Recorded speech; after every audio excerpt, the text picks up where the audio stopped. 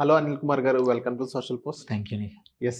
Sir, ఇప్పుడు మనం international market మనం చూసుకున్నట్లయితే మంచి రిటర్న్స్ ఇస్తున్నాయి. ఇండియాతో కంపేర్ చేసుకున్నట్లయితే. అది స్టాక్స్ పరంగా గానీ, మ్యూచువల్ ఫండ్స్ పరంగా గానీ, కాంపౌండింగ్ అయితే నెక్స్ట్ లెవెల్ ఉంది. అండ్ ఇప్పుడు మనం ఇంటర్నేషనల్ మార్కెట్‌లో ఎంటర్ అవ్వాలనుకుంటే మనకున్న అడ్వాంటేజెస్ ఏంటి? డిసడ్వాంటేజెస్ ఏంటి? సో, ఇది మీరన్నది నిజం. ఇప్పుడేంటంటే ఎస్పెషల్లీ లాస్ట్ 2 ఇయర్స్ నుంచి ఇండియన్ మార్కెట్స్‌లో రిటర్న్స్ ఎక్కువగా లేనప్పుడు ఇన్వెస్టర్స్ ఏంటంటే ఎవరైతే కొంచెం సావీ ఉన్నవాళ్ళు, అంటే టెక్ సావీ గానీ ఆర్ ఇట్లా రిస్క్ తీసుకుందాం అనుకునే వాళ్ళు ఇంటర్నేషనల్ మార్కెట్‌లో ఇన్వెస్ట్ చేశారు. And otherwise also markets actually they have performed well. మీరు చూసుకుంటే కాంటెక్స్ట్ ఏంటంటే ఇవాళ south Korean market actually market cap ప్రకారం ఇండియాని బీట్ చేసింది. యెస్. ఈవెన్ తైవాన్ బీట్ చేసింది. So, US anyhow last 1.5, 2 years నుంచి వండర్‌ఫుల్‌గా పర్ఫార్మ్ చేస్తుంది. అండ్ కొన్ని సెక్టర్స్ ఇండియన్ మార్కెట్‌లో రిప్రజెంట్ అవ్వట్లేదు. సో, ఇలాంటి పరిస్థితుల్లో ఏంటంటే ఇన్వెస్టర్స్ నాకు టెక్కే కానీ, లేకపోతే ఏఐ గానీ, లేకపోతే డేటా సెంటర్‌లో కోర్ ఆర్ ఇంటర్నేషనల్‌గా టెక్ ప్లాట్‌ఫామ్స్‌లో ఇట్లాంటి వాటిలో నాకు ఇన్వెస్ట్ చేయాలనుకుంటే ఇండియాలో ఆప్షన్స్ లేవు. స్టాక్స్ ఆప్షన్స్ లేవు. ఏ అలాంటప్పుడు ఈ ఇంటర్నేషనల్ మార్కెట్స్ ఇన్వెస్ట్ చేయడానికి అదొక ఇంకొక అవకాశం అనమాట. సో, దీనికి ఇది అందరికీ అంటే కాదు. First thing to start with it's not for everybody. Advantage, disadvantage కన్నా ముందు. సో, ఇది ఎవరికి అంటే already you have sufficient investments ఇండియాలో ఉన్నాయి. But you want some diversification. నీది ఇదే ఫస్ట్ టైమ్ ఇన్వెస్ట్‌మెంట్ అయితే మాత్రం don't go to international markets directly. అది ఓకే. మాత్రం first disclaimer, suggestion. Then coming to ఎందుకు ఫస్ట్ అడ్వాంటేజ్. టైమ్ అయితే ఎందుకు వద్దాం? బికాజ్ నీ డబ్బులంతా నువ్వు ఇంకో చోట పెట్టడం వల్ల యాక్సెసిబిలిటీ, టాక్సేషన్ అండ్ కాంప్లెక్సిటీ అనేది ఎక్కువ అవుతుంది. So, when you already sufficiently invested, నువ్వు కావాల్సింది ఉంది. దీన్ని ఒక శాటిలైట్ పోర్ట్‌ఫోలియో లాగా మెయింటైన్ చేసుకోవాలి గానీ, it should not be your core. International మార్కెట్‌లోనే పెట్టినయన్నీ నా కోర్ అనుకుంటే మాత్రం ఇబ్బందే. ఎందుకంటే అవసరం వచ్చినప్పుడు డబ్బులు టక్కున రావు. టాక్సేషన్ లిమిట్స్ కానీ, చాలా థింగ్స్ ఇష్యూస్ వస్తాయి. ఇది ఆపరేషనల్ ఇష్యూస్. మార్కెట్‌లో కొన్ని రిటర్న్స్ టేబుల్స్ ఎక్సెల్‌లో మంచిగా కనబడతాయి ఆర్ వెబ్‌సైట్‌లో బాగా కనబడతాయి. But that should translate into real money. So, అందుకే ఇట్ షుడ్ బి నీకు సఫిషియంట్‌లీ ఇన్వెస్ట్‌మెంట్ ఉన్నాక ఇదొక ఆప్షన్ లాగా తీసుకోవాలి. Otherwise no. Then coming to advantages, disadvantages ఏందంటే మాత్రం పక్కా ఇదొక డైవర్సిఫికేషన్ టూల్. ఓన్లీ అంతా ఇండియన్ మార్కెట్‌లే కాకుండా ఇట్లాంటి టైంలో పని చేయనప్పుడు ఫ్యూచర్‌లో కూడా ఇంటర్నేషనల్ మార్కెట్‌లో పర్ఫార్మ్ చేయొచ్చు. ఇంకొకటి కూడా ఉంది. రీసెంట్ సక్సెస్ అక్కడ బాగా ఉంది. But if provided let's say ఇప్పుడు కొంచెం యుద్ధం ఆగిపోయి మార్కెట్స్ మళ్ళీ నార్మల్ అయ్యాక, క్రూడ్ ఆయిల్ ప్రైసెస్ కొంచెం కూల్ డౌన్ అయ్యాక మళ్ళీ ఇండియన్ మార్కెట్స్ పరిగెట్టొచ్చు. అవి స్లో డౌన్ అవ్వచ్చు. ఓకే. ఎందుకంటే అవి హీటెడ్ అప్ ఉన్నాయని ఒక వర్షన్. అది ఎప్పుడైనా అవ్వచ్చు. అప్పుడు తట్టుకునే శక్తి కూడా కావాలి. అందుకోసమే ఇట్స్ ఎ డైవర్సిఫికేషన్ టూల్. మన మార్కెట్‌కి దానికి కోరిలేషన్ లేదు కాబట్టి it acts as a good diversification tool. So, and also ఇంకోటేంటి, అంతా రూపీస్‌లో కాకుండా డాలర్‌లో కూడా కొంచెం పెడుతున్నాం, డిఫరెంట్ కరెన్సీస్‌లో పెడుతున్నాం, డిఫరెంట్ మార్కెట్స్‌లో పెడుతున్నాం. So, it's one major advantage it's a diversification. Second ఏంటంటే నేను చెప్పినట్టు కొన్ని థీమ్స్, కొన్ని సెక్టర్స్ ఇండియాలో లేవు. లైక్ ఎగ్జాంపుల్ తీసుకుందాం, సెమీకండక్టర్స్ ఉంది. ఇండియాలో సెమీకండక్టర్ స్టాక్స్ ఇప్పటికైతే లిస్టెడ్ పెద్దగా ఏమీ లేవు. థర్డ్ అడ్వాంటేజ్ ఏందంటే కరెన్సీ. హ్మ్.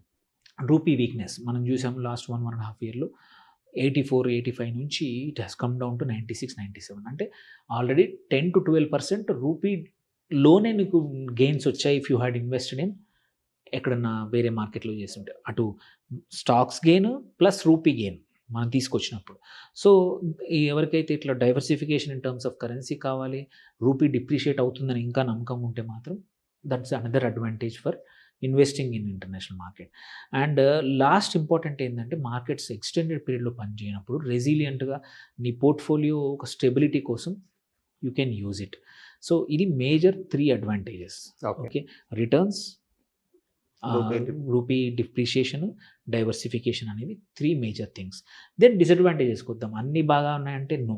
There are yes. Disadvantages so, also. నాకు కూడా కొన్ని డౌట్స్ ఉన్నాయి. డిసడ్వాంటేజ్ కిందకి వస్తదేమో. And yes. నెక్స్ట్ ఇప్పుడు ఏదైతే ఒక చిన్న డౌట్ ఉంది సార్. ఇప్పుడు మన ఇండియన్ మార్కెట్ బాలేదు కాబట్టి, ఇప్పుడు అదైతే కొంచెం బుల్ రన్‌లో ఉంది కాబట్టి, మనం ఆ టైప్ కొంచెం ఏదైతే డైవర్సిఫికేషన్ చేస్తున్నాం. When Indian markets are good, ఎప్పుడన్నా అది కూడా కరెక్ట్ అయ్యే ఛాన్సెస్ కూడా ఉంటుంది. చాలా ఉన్నాయి. చాలా ఉన్నాయి. సో ఇప్పుడు ఈ టైంలో ఇప్పుడు అది ఎప్పుడైనా ఇన్వెస్ట్ ఇన్ లో అని అంటారు. సో అది పీక్ టైంలో ఉంది కాబట్టి ఈ టైంలో ఇన్వెస్ట్ చేయడం మంచిదంటారు. అది నా క్వెషన్.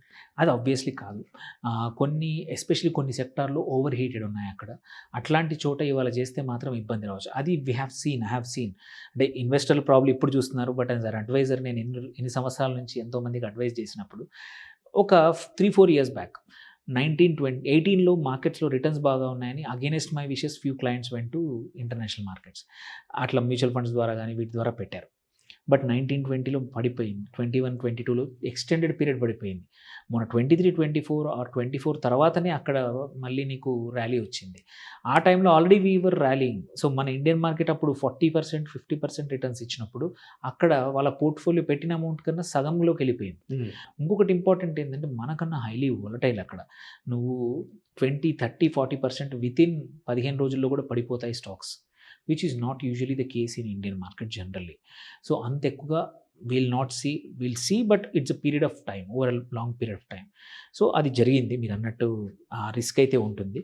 బట్ దాంతో పాటు ఏంటంటే మాత్రం ఒకటి కరెన్సీ రిస్క్ బోత్ వేస్. ఇప్పుడు పడిపోతుంది బట్ ఇఫ్ కరెన్సీ అప్రిషియేట్ అయినప్పుడు నీ లాసెస్ అవుతాయి. దట్స్ వాట్ ఎఫ్ఐఐస్ ఇండియాలో వాళ్ళకి అవుతున్న పరిస్థితి. మన కరెన్సీ స్ట్రాంగ్ అయినప్పుడు, ఈ రూపీ స్ట్రాంగ్ అయినప్పుడు మన ఇండియన్ ఇన్వెస్టర్స్ ఎవరైతే బయట ఇన్వెస్ట్ చేస్తారో వాళ్ళ పరిస్థితి సిమిలర్గా ఉంటుంది. ఆ రిటర్న్స్ బాగా వచ్చినా ఇక్కడ రూపీ అప్రిషియేట్ అవడం వల్ల లాసెస్ వస్తాయి. సో కరెన్సీ రిస్క్ అనేది ఎప్పుడూ ఉంటుంది when you invest abroad. That is the major one. Then tax treatment మీరు చూసుకుంటే దే ఆర్ 2 థింగ్స్ ఇక్కడ. ఒకటి వైల్ ఇన్వెస్టింగ్ ఏంటంటే నీకు ఒక లిమిట్ ఉంది. ఏది $2,50,000 ఒక సంవత్సరంలో ఒక ప్యాన్ ద్వారా ఇన్వెస్ట్ చేయొచ్చు.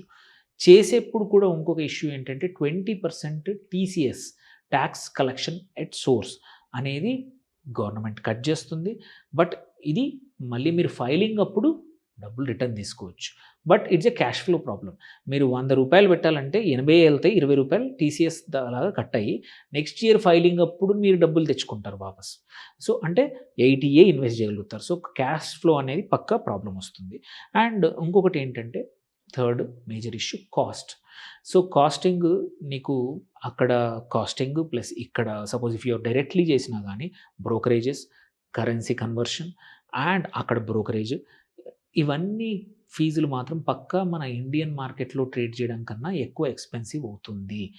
ఈవెన్ ఫండ్ ఆఫ్ ఫండ్స్ అనుకోండి, సపోజ్ ఇలా కాదు, స్టాక్స్ కాదు, ఫండ్ ఆఫ్ ఫండ్స్ అయినా సరే ఇక్కడ local fund manager expense ratio, అక్కడ వీళ్ళు ఎక్కడైతే ఫండ్లో ఇన్వెస్ట్ చేస్తున్నారో ఆ ఎక్స్పెన్స్ రేషియో, సైమల్టేనియస్లీ కన్వర్షన్స్, ఇవన్నీ ఎక్స్పెన్సెస్ కూడా ఉంటాయి.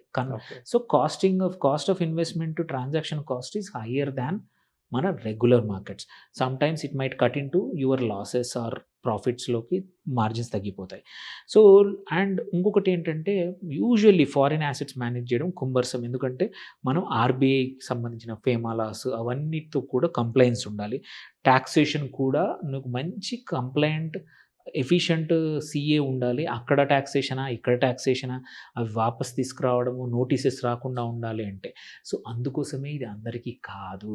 So you need to have sufficient corpus, sufficient knowledge, sufficient view point on international markets and time ఉండాలి ట్రాక్ చేసుకోవడానికి. లేదంటే సింపుల్గా ప్యాసివ్ ఫండ్ ఆఫ్ ఫండ్లో వేసుకొని లాంగర్ టర్మ్కి కొంచెం పోర్ట్ఫోలియో 5%, 10% పోర్ట్ఫోలియో కావాలంటే ఎక్స్పోజర్కి ఇవ్వచ్చు, కానీ it's not a serious investment. But people are talking about it కాబట్టి మనం డిస్కస్ చేస్తున్నాం ఇది. సో బోత్ ఉన్నాయి, అడ్వాంటేజెస్ ఉన్నాయి, డిసడ్వాంటేజెస్ ఉన్నాయి. లిమిట్ ఉంది, ఎల్ఆర్ఎస్ ఏదైతే లిబరలైజ్డ్ రెమిటెన్స్ 2.5 లక్షల వరకు లిమిట్ ఉంది పర్ పర్సన్. సో ఇవన్నీ చూసుకుంటే మాత్రం it's not for everybody, it's for somebody with a big capital, appetite for diversification వాళ్ళకి. Okay. So thank you sir, మా సోషల్ పోస్ట్ వచ్చినందుకు. Thank you.